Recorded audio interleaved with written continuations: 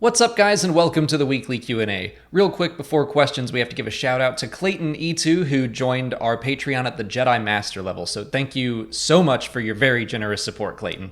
Our first question comes from Jason Bobbery, who asks why we've seen tons of Mandalorians without their helmets if they're supposed to leave them on all the time. So yeah, the Mandalorian has posed an interesting conundrum here.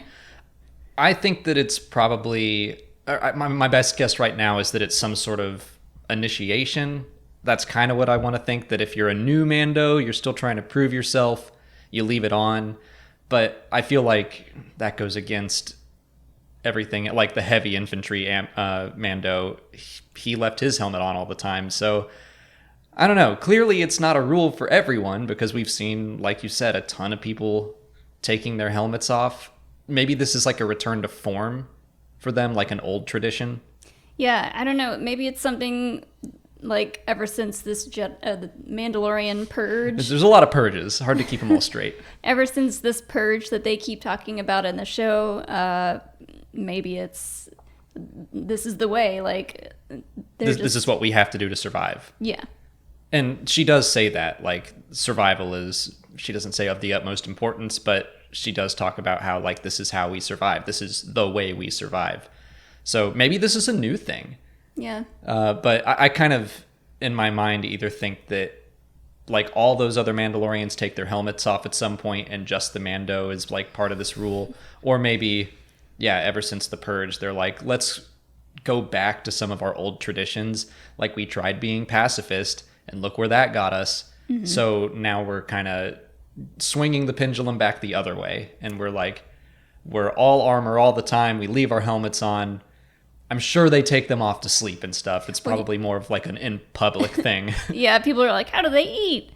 Do they wash their face? It kind of reminds me of The Watchmen, the new Watchmen series on HBO. All the police officers have their face covered, and it's more like for a protection thing in that show. But maybe they're trying to protect their identities. Yeah, maybe. But I'm sure there is a reason, like with Dave Filoni involved in all of this and how much we know he cares about Mandalorian culture. There's no way that he's just going to throw something out there that completely contradicts what we've already seen. I'm sure there's a reason for it. I bet we're going to find out more about what's going on in this series very shortly. I trust Dave. In Dave we trust. Rockin' Sockin' Ty wants to know what we think a new holiday special could look like in the hands of Dave Filoni. Any holiday special, in my opinion, yes, please. Well, and Jon Favreau has said, like, he would do it. He's interested. And for whatever weird reason, Disney Plus seems like a fun place for it. And if they were to do that, I would want them to go full cheese. Like, make it like the old one. Make it kind of self-aware. Kind of trippy. It doesn't have to be canon. Like, just have some fun with Star Wars. I think that that's fine. Yeah. Would it involve Life Day or... I think so. Because the holiday special is mostly about Chewbacca and his family. What would the new one be about? I made this joke on Twitter, but the new one could be Chewie returning home and Lumpy asking where Uncle Han is. I think it would still be about Life Day.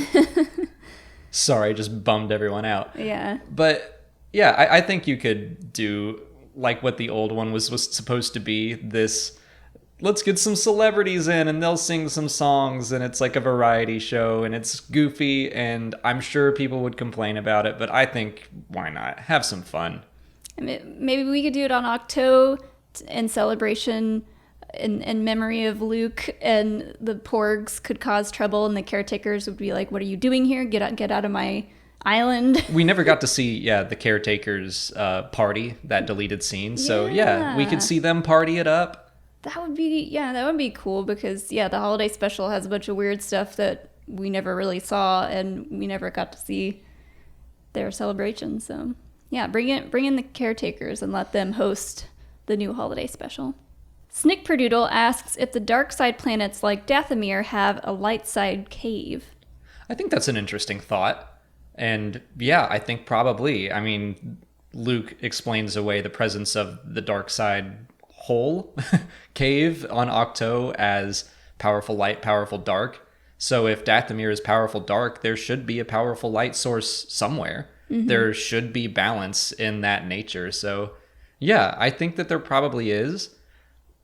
They show something kind of like that in Qui-Gon's Age of Republic issue, but not quite. So like I think that would be a really interesting story to tell, even if maybe Kylo Ren in the upcoming comic series goes to Dathomir or Mustafar or something, and yeah, instead of being tempted by the dark side, is tempted by the light. I think that would be pretty cool. So ever since we've seen Dark Rey, I had this kind of wacky theory that maybe Kylo Ren finds maybe a light side cave, or somehow sees a vision of himself if he were to stay Ben Solo, stay on the light side path, and have kind of like this vision of him doing good and what kind of outcome that would have been. And the outcome is Darkside Rey? No. So like Rey okay. sees Rey as a light side, so she sees Darkside Rey. Kylo would see himself as Ben Solo if he would have continued his path as a Jedi. Cool. So they're in the same cave seeing different visions? Okay, I like that. Kind of a middle ground cave, but yeah. A Bendu cave. So what happens in a light side cave? Is it like, do you get showered with compliments and They just cheer you up. just give you a good old pep talk? I mean, the Darkside Cave tends to show people their greatest fear, and fear is the root of the dark side, so I guess that depends on what the root of the light side is. I would guess love. So just Baby Yoda is in the you light go side. in, you see a vision of Baby Yoda. You get to hold him. It's everyone's dream, and you can't stay dark side after that. No. Alex Hartman wants to know what we think of the rumors of a Dr. Aphra series happening on Disney+. I mean, I know you would love that. A lot of people would love that. I would love it. Let's do it. Yeah, I'd be fully on board. I've seen a lot of people throw out Chloe Bennett as casting for Dr. Aphra, and I think that would be pretty cool. But from what I can tell, this is purely rumor, and I wouldn't put any stock into it at all.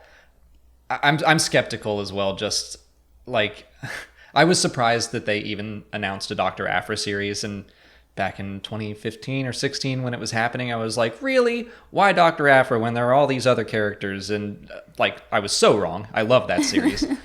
So I'd be thrilled if they continued that trend. But in my mind, I'm like, there are probably more marketable characters that will get a series first. But I think it could be super cool. Like, obviously I'm a big Indiana Jones fan. Exploring temples and getting treasure and stuff, like that's what she does. It's a great way to explore ancient history in modern times. So I love that side of the show. I mean, there's endless possibilities when you're talking about Dr. Aphra, because like you said, she's like Indiana Jones, and you could just have her going on all these adventures to get these different artifacts or finding people on different planets. And I just think that there's a lot that you could do with a show like that. It would be a good way to start building hype for Old Republic stuff, which I'm sure, like, I think we're going to actually see that in movies first. But we could kind of start teasing that stuff through Aphra and be like, today we're going after this old lightsaber or something that some Jedi used way back when, and then one day we might get to see that. So I can see some of that corporate synergy working there. But I don't know. I'm just not holding out hope. I don't want to get my hopes up based off of one rumor. I mean, with the success of The Mandalorian, I wouldn't be surprised if, Disney and Lucasfilm roll out quite a few shows in that format for Disney Plus. And the fact that the Mandalorian is an unknown character, like he was brand new, didn't even get a comic first, so he's still very marketable because he is a Mandalorian, but he's in this kind of middle ground. And I do think that Star Wars probably tests some of the Star Wars waters in comics, and so the Dr. Aphra series, as far as I know, I mean, it's had 40 issues, which is longer than most of the ongoing comics. It's being rebooted. So I mean, that means that the first one was successful, I would guess. I'm not really into the business side of the comics or anything. I don't know where those numbers come from. But if they're rebooting it, I have to imagine it's doing well, so maybe they do have a lot of faith in that character and that idea. Lorenz Markov asks, what counts for a spoiler in Star Wars these days? I get this question a lot on our Facebook group. Check it out if you haven't. Well, his question is stemming mostly from like Fallen Order and a lot of gaming channels showing things off, surprises in the game. And they're not always story spoilers, but they're still just things that would be fun to experience firsthand for yourself. And I don't know, it's tough. Like, I kind of want to give some of those gaming channels a pass because I don't think they are in the Star Wars world so much. Mm-hmm. And they don't think that, someone might consider this a spoiler. They just think it's cool. But I also think that there are some channels that are like, oh, well, I just want the clicks. And like... Well, yeah, I mean, some channels were putting out videos and having big spoilers in their thumbnails like the day or day after the game was released. And I think that's definitely spoiler territory. Yeah. It's You tough. could at least blur it out. Yeah, it's really tough because, I mean, I desperately wanted to put Baby Yoda in our Mandalorian episode 2 thumbnail, but like you can't. Like, yeah. You want people to experience that firsthand, and it's a struggle, I would say, for some people. Like, I kind of get it, where if you're trying to make it on YouTube, you want to get the most enticing thing out there, but I think it's nicer to try and let people experience it for themselves. Yeah.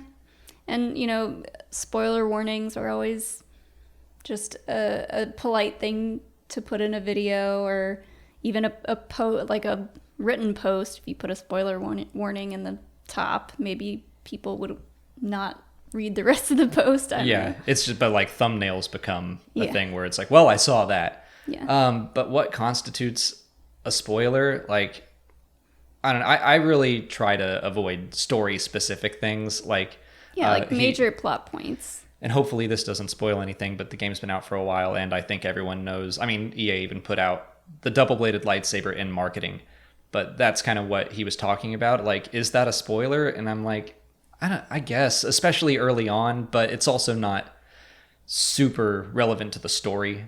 So that one's like in a weird gray area. Yeah, it's like some stuff could be considered spoiler territory, or it could be considered like hype territory, like something to get people more excited. Yeah, and it's hard because I think everyone has different gauges. Like, there have absolutely been times where I have posted something that someone was like, that's a spoiler, and it just didn't dawn on me that it would be. And like, I feel bad about that because I don't want anyone to feel like we're trying to spoil them. I want people to experience Star Wars the way they want to firsthand. So yeah, everyone has like a different gauge. So the answer is that I have none, but I just wanted to like empathize with you and be like, yeah, it's tough. That's it for patron questions. If you're a patron and you didn't see your question answered here, just head over to Patreon where we left you a written response. If you're not a patron, you can learn more by following the link in the description. Just $1 a month will get you access to extra Star Wars Explained goodies like audio commentaries for the films, and we're doing audio commentaries for The Mandalorian right now, and our 3rd episode just came out, so you can go get all of that right now if you're interested. Also, another link below in the description box is to our new podcast that we have created. And as of right now, we don't have any podcast-specific content. It's mostly just the audio versions of some of our videos, like the Q&As and the Mandalorian commentaries, things like that, book reviews. Not the commentaries, the breakdowns. Right, the breakdowns, sorry. Anything that's a nice long discussion. The long discussions, yes. Those are all going to be regularly uploaded to our podcast in audio form. It's just going to be like a day or two after the video posts. So, yeah. And that's on Spotify, iTunes, Google Play, I think. Pretty much anywhere podcasts are. Yeah, I don't know how it works. Just it's there. There's an RSS feed, if you know what that is. Click the button. I don't know. On to YouTube questions. Liam Walsh asks if we'll get a sequel to Fallen Order. I think so. They kind of left it in a position where, that we could get a sequel. Even if they hadn't, I would still, like, the Star Wars Jedi title to me feels very flexible, and we could use the same engine for a lot of different stories. As far as I've seen, sales have done very well, which is great for a single-player action-adventure game. Very happy about that, because those are my favorite types of games. I think it's likely. I'm very hopeful. I haven't heard anything either way, but I really want to play another game like that, whether it involves some of the characters from this previous game or if it's something brand new. If we did Star Wars Jedi, The Clone Wars, and they just tossed you into fighting battle droids and stuff, like, no matter what they do with it, I think it could be awesome. Jacob the Hodge wants to know if we'll ever find out what happened to Barriss after the Clone Wars. Oh, Barriss. Everyone thought she was in Fallen Order. And she's not, which they said months ago, and no one believed me. Yes, I still think we're going to find out sooner or later. And I did. I was one of the people that was like, oh, I bet that's Barriss. And then when I asked the developers, they just straight up said no. And I was shocked they told me that. But yeah, I want to see her story concluded. Dave Filoni has said before, like, it's not over. So I think we're going to see more from her. I just don't know when. Like, it feels like we keep getting these chances to explore her future, and then it doesn't happen. Could we see it in the Clone Wars? Maybe. The new season of the Clone Wars? Or we could see it in the possible sequel of Fallen Order? Yeah. Maybe the Clone Wars will have, like, a montage at the end of the Siege of Mandalore, kind of showing the fates of a handful of characters. That could be cool. But we're going to see Barriss wandering into a dark cave. Barriss lives? Just like Ahsoka. The Lost Doctor asks if cloning can slow down aging the same way it can speed it up. I have to assume so. If you can speed it up, why can't you slow it down? It's all made up anyway. This is a question for the Kaminoans. I like the idea that, yes, you could slow it down, but that there would still be consequences. Like, there are consequences for speeding up the aging. You die faster. If you slow down aging, like, I like the idea that your mind still deteriorates. Like, oh no. Yeah, you have this young body, but you can't really use it. Oh. So, like, there needs to be a balance. Yeah. So I could understand how the Kaminoans are like, yeah, we can do that. You're not going to like it. Yeah. But we can do it. Maybe they've already tried it and they're like, you don't want to see what that ends up like. Yeah. The Bleaker wants to know if there's a reason we never saw Purge troopers in Star Wars Rebels. My guess is that their purpose had been served by then. Even in the Darth Vader comic, we see the Inquisitors talking about how there are almost no more Jedi left. We don't really know exactly when that comic ends, but they're like, we did our job too well, there's no Jedi left. So if the Inquisitors are running out of stuff to do, the Purge troopers are as well. Yeah. I think that by the time we get to Star Wars Rebels, they probably hadn't seen a Jedi in a long time. So maybe they called, like, the one Purge trooper who was, like, in retirement. He's like, they pulled me back in. Also, I mean, talking realistically, they didn't have the idea for Purge troopers. So. Yes, Molly. Sorry to be a Debbie Downer. For Roano9T asks how CAPA will affect our channel.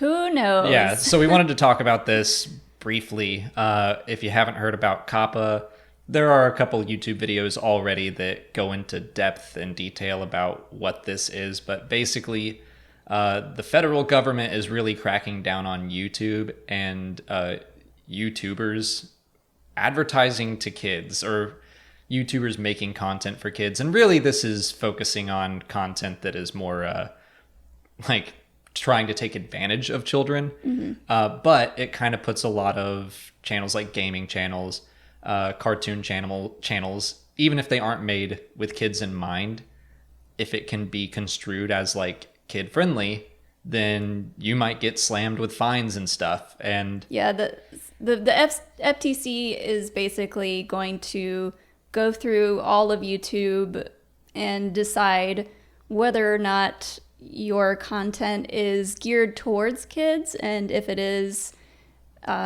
you basically can't monetize it. There can't be comments. It won't be searchable. It won't show up in recommended things. It might hit a lot of channels really hard. Yeah, I am not super worried about our channel. Like, there are plenty of others that are going to be, like, I understand why they are concerned and they're in the crosshairs. Star Wars is still, like, yeah, Star Wars is for everyone. So we have always tried to keep our channel family friendly. Like, I wouldn't say that I've ever made a video with a child in mind. Usually, like, even if I'm talking about Star Wars Adventures, a comic made for kids, or if I'm reading a book that's aimed for young readers, if I read it, I review it, and I say, this wasn't for me, but if you have kids, they would probably like it. So we make videos for people our age, but we also don't want to exclude kids. So it puts us in this weird gray area. Yeah, and the whole idea of what they're trying to accomplish could potentially, cause a lot of channels to take away a lot of family-friendly content, which is not something we want to do or see. But yeah, all you can do at this point is, I think there's a petition you can sign, like a change.org petition, spread the word, spread awareness, and also you can write to the FTC, leave them a comment, basically voicing your opinion on whether or not this is right. Which it feels like there's just way too much gray area for, like, absolutely we should be protecting kids from being targeted and having their data mined and stuff. But also there has to be like a line drawn where people who aren't targeting kids, but they're making cartoons that are aimed at adults, like, if they're getting slammed, that's not fair. Yeah. But yeah, for our channel, like, I think that the biggest issue we would have is our Resistance reviews and our Clone Wars rewatch, where, yeah, we're talking about cartoons, and that could be more construed as targeting kids or making content for kids. And really, we're trying to make content for people in their 30s. So, yeah, it's tough, but those we might just have to mark as, like, you know what, these don't get revenue anymore. But I don't know. I'm not crazy worried about it because we have such a great community in Patreon that even if our channel got slammed really hard and none of our videos were monetized anymore, it's like we have some flexibility and we can figure out what to do. So thank you, patrons. You've always made it much easier on us to not really worry about the YouTube algorithm. We can make videos that we want to make because of your support. And now with all this CAPA stuff, it's like, well, like, at least we have this wiggle room and a bit of a safety net. That's all the time we have for questions today. If you want to leave a question for next week's video, just put it in the comments below or sign up for Patreon to join our weekly Q&A discussion. If you haven't already, please like this video, subscribe to the channel. Follow us on Twitter, Instagram, and Facebook. And as always, thanks for watching, and may the Force be with you.